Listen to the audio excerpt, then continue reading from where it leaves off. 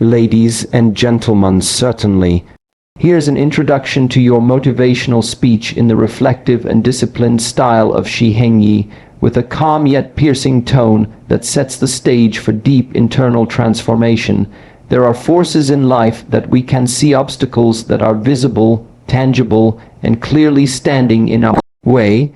We prepare for them, we respond to them.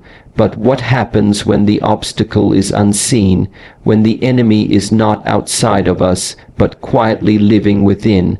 In the journey of personal growth, it is not always the loud distractions or external failures that stop us. More often, it is the silent, invisible enemies, subtle forces that act in the background of our thoughts, shaping our decisions, clouding our awareness, and silently anchoring us to the same place day after day. This path, like any path toward higher consciousness, demands honesty. It requires us to stop pointing outward and begin observing inward. These 5 invisible enemies are not monsters to be feared, but teachers to be faced. For once you see them, you are no longer their prisoner. You become the master. So today, we begin the process of uncovering what has always been there, silent but powerful, hidden but impactful. And in doing so, we take the first step toward true, lasting growth. Self-doubt is one of the most subtle yet powerful forces that can obstruct personal growth. Unlike physical obstacles or clear external opposition, self-doubt operates internally, often silently. It does not shout, it whispers. It questions your abilities, your worth, and your right to pursue something greater. It is that quiet voice that arises before you even take the first step, planting hesitation before there is a reason to hesitate. The danger of self-doubt lies in its disguise. It appears as caution, humility, or even logic. But in truth, it is a veil that clouds potential, creativity, and forward motion. From a young age, we begin to collect experiences, both encouraging and discouraging. When someone praises us, it may plant a seed of confidence. When someone criticizes or mocks us, especially in moments of vulnerability, it carves a deeper impression. These early moments begin to shape the inner dialogue we carry into adulthood. For many, self-doubt begins as a defense mechanism, a way to protect ourselves from future rejection or failure. But what begins as protection soon becomes a prison. Instead of trying and learning, we hesitate.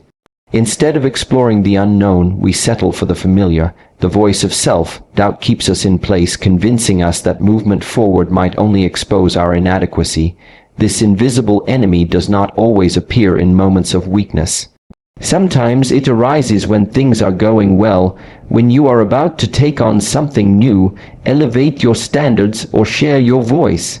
In that crucial moment when you're meant to rise, it reminds you of every past failure, every time you fell short, every time someone else told you that you were not enough. The past, no matter how distant, is pulled into the present as proof that you should not try again. This is how self-doubt ensures that you do not grow. It thrives in memory, in comparison, and in imagined futures filled with rejection and failure.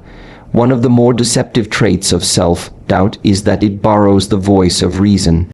It can sound responsible, it can sound mature. You tell yourself, maybe I'm just not ready, or maybe this is not meant for me, when in reality, readiness is born through action and progress. You wait for certainty before you move, but certainty never comes because self-doubt has already stolen your belief in yourself.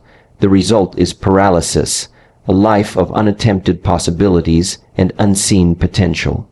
In addition, self-doubt often grows stronger through comparison.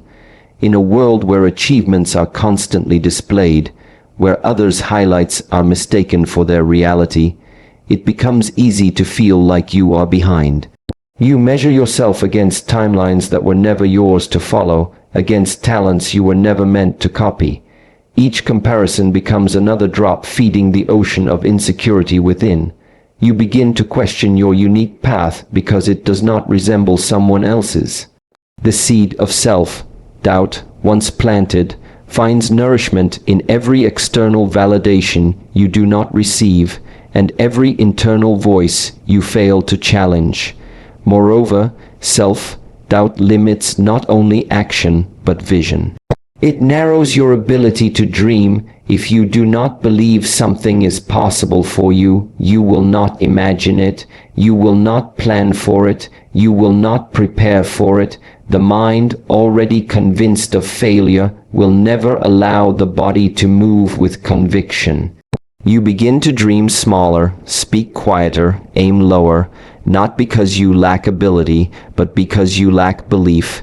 This belief, or the absence of it, becomes the invisible wall that surrounds your potential.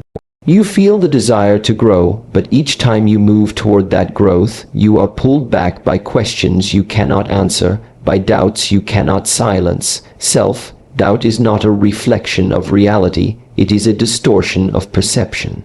It does not reflect who you truly are or what you're capable of. It only reflects your unchallenged fears. Left unchecked, it becomes the lens through which you view all your decisions. The comfort zone is one of the most deceptive traps on the path of personal growth. It is a mental and emotional space that feels familiar, predictable, and safe. Within it, there is minimal risk, low stress, and the illusion of control. But beneath that illusion lies a subtle truth: growth never happens within comfort.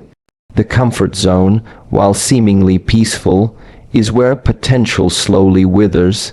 It convinces you that staying the same is better than the unknown.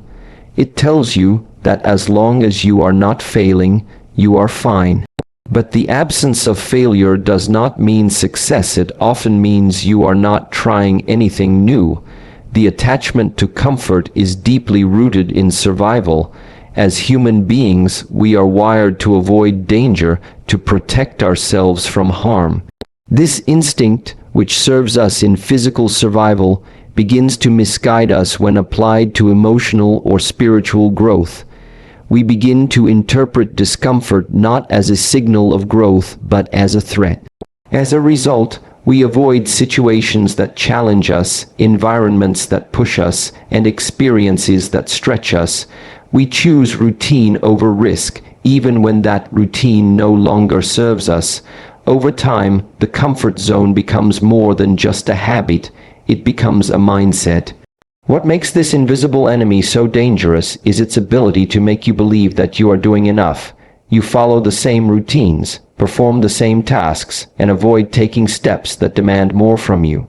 But inside, there is a quiet dissatisfaction. A part of you knows you were meant for more, but another part is afraid to lose what is already known. This internal tug-of-war creates stagnation. You begin to accept the familiar discomfort of the comfort zone instead of facing the unfamiliar discomfort of change. It is a slow erosion of aspiration, masked by the security of what feels stable. There is also a deep psychological attachment to predictability. When you can predict your day, your outcomes, your relationships, you feel safe. But growth is inherently unpredictable. It requires you to face uncertainty, to be willing to make mistakes, to step into unfamiliar roles and responsibilities. The comfort zone does not allow for this. It requires you to shrink your world to what you already understand. In doing so, it stunts the development of your courage, your adaptability, and your resilience. The muscles required for transformation are never exercised because they are never challenged. Many people believe they will move forward when they feel ready.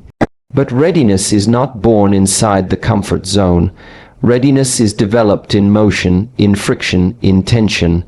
Waiting to feel ready before stepping out of your comfort zone is like waiting for calm waters in a river that is meant to flow. It never truly arrives. The truth is, discomfort is the price you pay for freedom.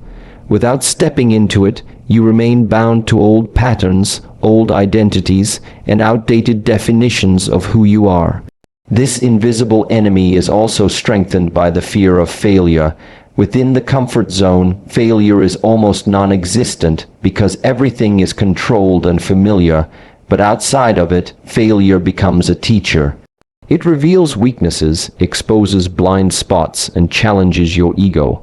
For many, this is too confronting, so instead of facing failure, they avoid growth. They tell themselves that staying where they are is smart, that stability is success, and that risk is reckless. But deep inside, they are haunted by the voice of their unlived potential. The longer you remain attached to your comfort zone, the harder it becomes to leave. It creates patterns of avoidance and excuses that feel reasonable. You convince yourself that now is not the time, that conditions are not right, that other people have it easier. Slowly, these thoughts become your truth, not because they are real, but because they have gone unchallenged. The comfort zone is not a physical place, but a mental prison built by fear and sustained by inaction. The fear of judgment is one of the most silent yet deeply rooted enemies of personal growth. It is not the loud external criticism that stops most people. It is the internal anticipation of what others might think. This fear is not always visible or openly admitted, yet it influences countless decisions. It affects what we say, how we present ourselves, and more importantly, what we stop ourselves from doing. It is the invisible chain that links our self-worth to the imagined opinions of others. Without ever voicing their thoughts, people around us begin to unconsciously govern our actions, and we surrender our authenticity in exchange for perceived acceptance. At the heart of this fear is a longing to belong. Human beings are social creatures, and from a young age we are taught to seek approval. Whether from parents, teachers, or peers, we quickly learn that certain behaviors are rewarded, while others bring disapproval. Over time, we begin to associate our value with the reactions of those around us. We start to view ourselves through their eyes. This conditioning grows stronger as we age, especially in a world where judgment is amplified through digital platforms. The fear of being misunderstood, ridiculed, or rejected keeps many people from expressing their true selves. This fear does not only apply to dramatic acts of expression. It influences the small decisions, raising your hand in a meeting, sharing your opinion, changing careers, starting a project, or setting a boundary. Each time, the question arises, what will they think of me? This question, although subtle, carries enormous weight. It becomes a filter through which every decision passes, and each time we obey that fear, we train ourselves to betray our inner voice. The more we do this, the more disconnected we become from who we truly are. The fear of judgment also leads to a form of self-censorship. We begin to monitor not just what we say, but how we look, how we move, how we think. We play roles, adjust our behavior, and hide our vulnerabilities. Growth requires exposure. It demands that we step into unfamiliar roles, take risks, and sometimes even fail publicly. But the fear of how others might perceive our mistakes becomes a barrier. We stop ourselves before others ever get the chance. And in doing so, we never fully experience our own potential. What makes this enemy so deceptive is its link to the ego. The ego seeks to maintain a certain image. It wants to be seen as competent, strong, intelligent, and put together. Any action that risks disrupting that image is resisted. So, even when an opportunity for growth arises, if it comes with the possibility of looking foolish, the ego pulls back. But true growth often looks messy. It involves trial and error. It requires letting go of the need to always appear right or successful. The fear of judgment strengthens the ego's grip, making it harder to let go of who we think we need to be. Another layer of this fear is the illusion that others are always watching or judging us. In reality, most people are far too absorbed in their own lives to constantly evaluate ours. But the mind, driven by insecurity, magnifies this perception. It creates imaginary audiences and exaggerated consequences. We replay conversations in our heads, wonder how we were perceived, and create entire stories based on assumptions. These stories, though fictional, begin to shape our identity. We start to live in response to shadows, not people, and our growth remains suppressed by fears that have no real source beyond our own mind. This fear also silences innovation. Many of the world's most meaningful contributions were once considered strange, unpopular, or controversial. The people who brought them forward had to be willing to endure judgment. Without that courage, progress would have never happened. When we live in fear of judgment, we reject the possibility of creating something original. We conform instead of innovate. We hide instead of speak. We settle instead of stand out. Emotional baggage from the past is one of the most overlooked barriers to personal growth. It is not always visible on the surface, yet it quietly influences how we think, feel, and behave. These unresolved emotions often stem from past experiences, moments of hurt, betrayal, disappointment, rejection, or failure that were never fully processed.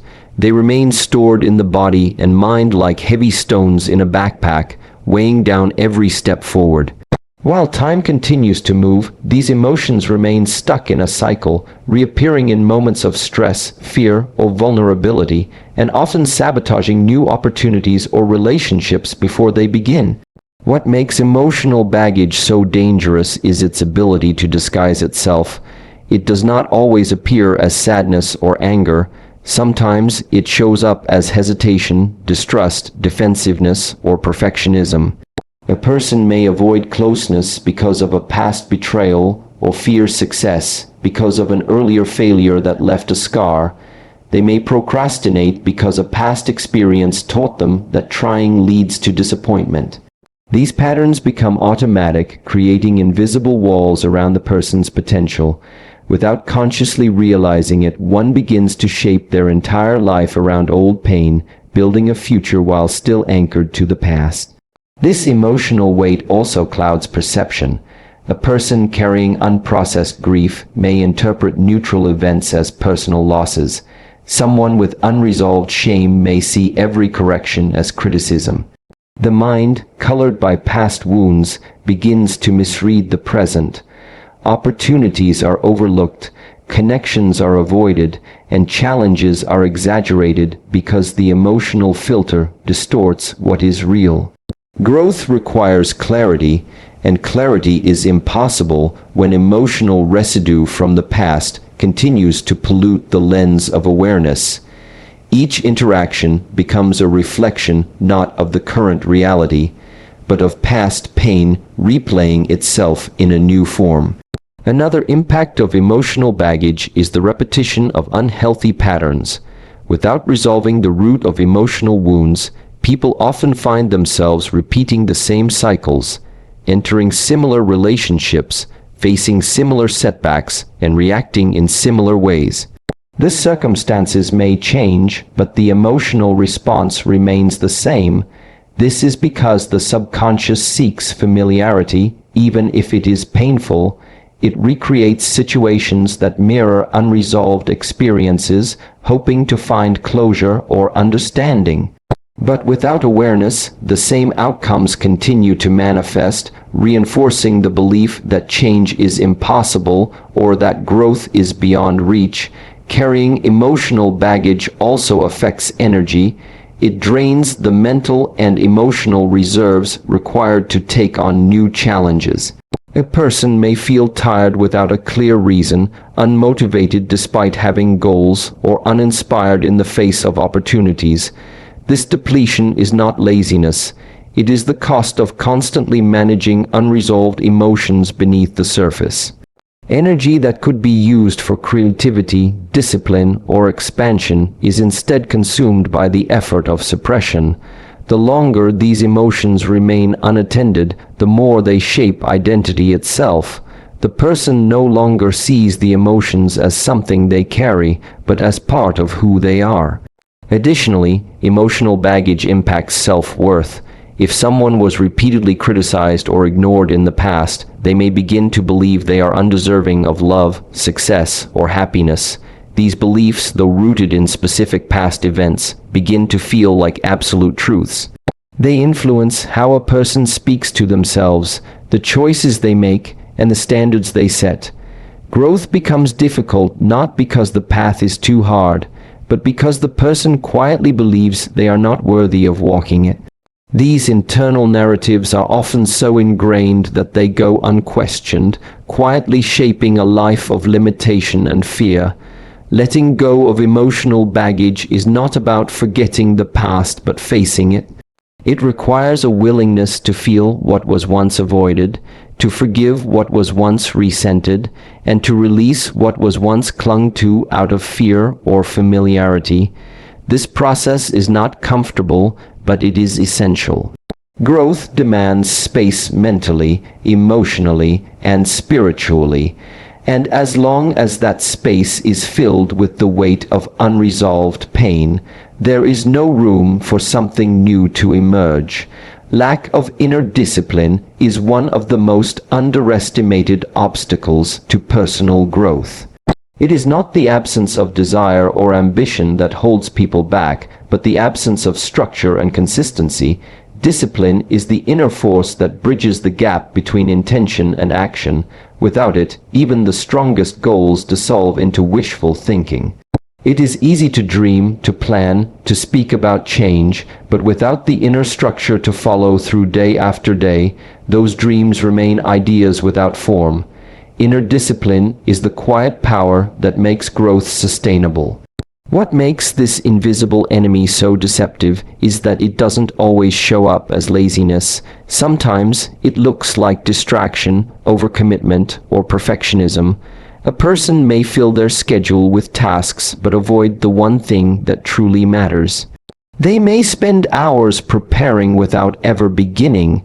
This illusion of movement masks the absence of discipline. It gives the feeling of progress without any real growth. Discipline is not about doing more. It is about doing what needs to be done consistently, especially when the initial motivation fades. It is a form of self-respect, a decision to align your actions with your deeper values regardless of the emotional weather. Discipline is often misunderstood as restriction or punishment, but in truth, it is freedom. It frees you from the impulses of the moment. It protects your focus from the noise of the world. It keeps you anchored when doubt, fatigue, or fear try to pull you off course. Without it, you become reactive, constantly pulled by moods, opinions, and external circumstances. You move only when you feel like it, and since feelings are fleeting, so is your progress. Inner discipline is what allows you to move with clarity, even when the path is difficult or unclear. The absence of inner discipline also weakens resilience. When challenges arise, and they always do, discipline is what carries you through. Without it, the smallest obstacle becomes an excuse to stop. You rationalize your way out of discomfort, convincing yourself that the timing isn't right or that you're not ready. But these are not truths. They are stories created by a mind untrained in discipline. A disciplined mind does not wait for perfect conditions. It adapts. It honors the commitment made in clarity, even when emotions shift. This strength is not born overnight, but it is built moment by moment through conscious choice. One of the key roles of inner discipline is to create alignment between goals and behavior. Many people say they want growth, success, or transformation, but their daily actions reflect comfort, distraction, and avoidance. Discipline demands honesty. It forces you to confront this gap. It asks whether your habits are in service of your vision or in conflict with it. Without this alignment, frustration builds. You feel stuck not because growth is impossible, but because you are unconsciously resisting the very actions required to move forward. Discipline clears this fog and returns the power to your own hands. Another way lack of discipline shows itself is in inconsistency. You start strong, but cannot sustain. You feel inspired for a few days, then slowly drift back into old patterns. This cycle repeats, leaving behind a trail of unfinished goals and broken promises. Each time this happens, self-trust is weakened. You begin to doubt not just your discipline, but your entire identity. Inner discipline is what reverses this pattern. It rebuilds self-trust by proving through action that you can rely on yourself.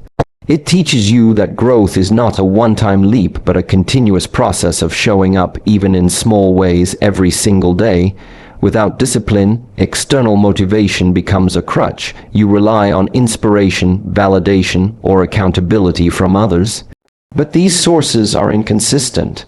When they disappear, your progress disappears with them. Discipline is the internal fire that continues to burn regardless of outside conditions. It gives you the ability to create your own momentum, to generate energy from within. This is where real transformation begins, not in moments of hype, but in moments of quiet, steady effort that no one sees. An awareness of inner dialogue is a silent force that can shape or sabotage personal growth without ever being noticed. Every individual carries an ongoing stream of thoughts throughout the day, a voice within that comments, questions, judges, and narrates. This inner dialogue influences how we see ourselves, how we interpret events, and how we respond to challenges. When we are unaware of this voice, we accept its words as truth. We do not question its assumptions, its limitations, or its tone. It becomes the unconscious script that directs the story of our lives, determining what we attempt, avoid, or repeat. This voice often takes on patterns developed in early life. It may echo the voices of parents, teachers, or past experiences. If those voices were critical, fearful, or limiting, then the inner dialogue often mirrors the same energy. Without awareness, this voice becomes a constant reminder of everything that could go wrong, everything you lack, and everything you are not. It convinces you to settle before you begin, to expect failure before trying, to play small even when the opportunity is calling you to rise. And because the voice sounds familiar, because it is yours, you trust it without realizing how often it lies. The power of inner dialogue lies not only in its content, but in its repetition. A single negative thought may pass quickly, but when it is repeated every day, it becomes a belief. That belief then shapes behavior. If the inner dialogue tells you that you're not disciplined, you will act in ways that confirm it. If it tells you that others are better, you will subconsciously place yourself below them. These beliefs influence your posture, your tone, your decisions, and your energy. In this way, your inner dialogue becomes the architect of your reality, designing a life based not on potential, but on internal noise. What makes this invisible enemy so subtle is that it hides behind the mask of reason. The voice may say, "Be realistic," or "Don't get your hopes up." It pretends to protect you from disappointment or failure, but what it often does is prevent you from even trying. The inner dialogue becomes a barrier between your current self and your potential self. Instead of encouraging growth, it maintains the status quo. It resists change because change feels unfamiliar. And the mind, left unchecked, prefers the familiarity of limitation over the discomfort of expansion. When you are unaware of your inner dialogue, you also become more reactive. You allow thoughts to trigger emotions and behaviors automatically. A small failure leads to a spiral of self-criticism.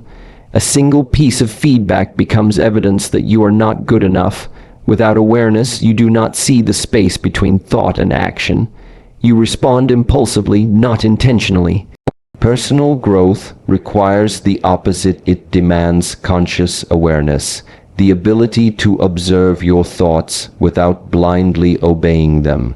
It is this observation that creates freedom, the power to choose a different response. This voice also shapes your internal environment.